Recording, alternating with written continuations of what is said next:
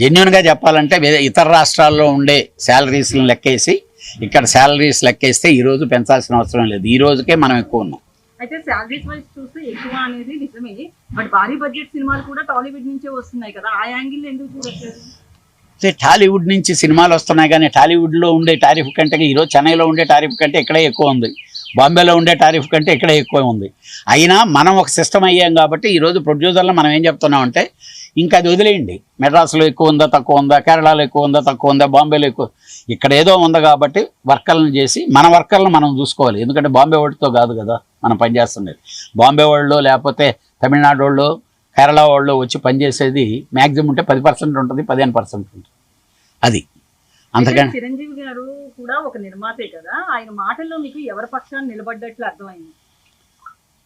ఆయన ఇద్దరూ బాగుండాలని కోరుకుంటున్నారండి. ఇప్పుడు ప్రొడ్యూసర్ అనే వ్యక్తి చిరంజీవి గారు ప్రొడ్యూసరే కానీ నిజంగా వర్కర్కి కానీ ఇబ్బంది జరుగుతుంటే చిరంజీవి గారు ఏమంటారంటే సర్లే మనం బర్డన్ తగ్గించుకుందాం, వాళ్ళని బాగా చూసుకుందాం అనే చెప్తారు. కానీ ప్రొడ్యూసర్ ఇప్పుడు పక్కనుండే ప్రొడ్యూసర్ అది అనలేడు కదా. ఇప్పుడు నువ్వు నా మీద యుద్ధం చేస్తున్నావు తల్లి, అలాంటి క్వశ్చన్లు వేసి ఒప్పుకోవాలంటేనే మేము చర్చలకు వస్తామని నిర్మాతలు అంటున్నారు, వీళ్ళేమో ఆ 4 కండిషన్స్ మేము ఒప్పుకున్నాం అంటున్నారు. సార్ ఒప్పుకున్నాము అనేది వేరు, ఆల్రెడీ ఒప్పుకొని సంతకాలు పెట్టి ఇంప్లిమెంటేషన్ జరగలే ఇంతకుముందు. ఆ లోపం ఎవరిది అదే పాయింట్కి వస్తున్నాం మేము. ఆ లోపం 2022లో జరిగిన ఒప్పందాలు ఇంకా అమల్లోకి రాలేదు అంటున్నారు నిర్మాతలు. ఆ లోపం ప్రొడ్యూసర్ల దగ్గర ఉందా, ఛాంబర్ దగ్గర ఉందా, కార్మికుల దగ్గర? 100% ప్రొడ్యూసర్ దగ్గరే ఉంది సార్. ఎందుకనంటే సినిమా తీసేది నేను కదా, డబ్బులు నేను కదా ఖర్చు పెట్టేది.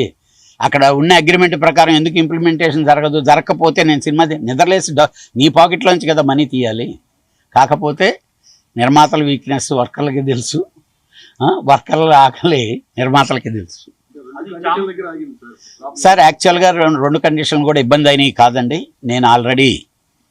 నేను ఫెడరేషన్ వాళ్ళతో కూడా నేను డిస్కస్ చేస్తున్నాను. ఆల్రెడీ 6 to 6 కాల్ షీట్ ఉంది, దాన్ని 9 to 9 చేయమంటున్నారు సర్కంటెన్సెస్కి. అలాగే ఆల్రెడీ ఫైటర్స్ 9 to 9 చేస్తున్నారు, డాన్సర్స్ 9 to 9 చేస్తున్నారు. మన ఫెడరేషన్లోనే ఉండే 2 మేజర్ సెక్టార్లు 9 to 9 చేస్తున్నప్పుడు కొరవాళ్ళు. దానికి ఏదైనా ఉంటే ఇబ్బందులు ఉంటే ఇట్లా మాట్లాడుకోవడం కానీ డెఫినెట్గా it is going to be short out.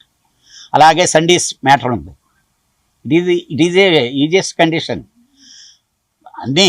ఎందుకంటే 48 సండేలు వచ్చేది, ఆల్ గవర్నమెంట్ హాలిడేస్ని యాక్సెప్ట్ చేస్తున్నారు. సెకండ్ సండే డబుల్ బేటా ఇస్తానంటున్నారు.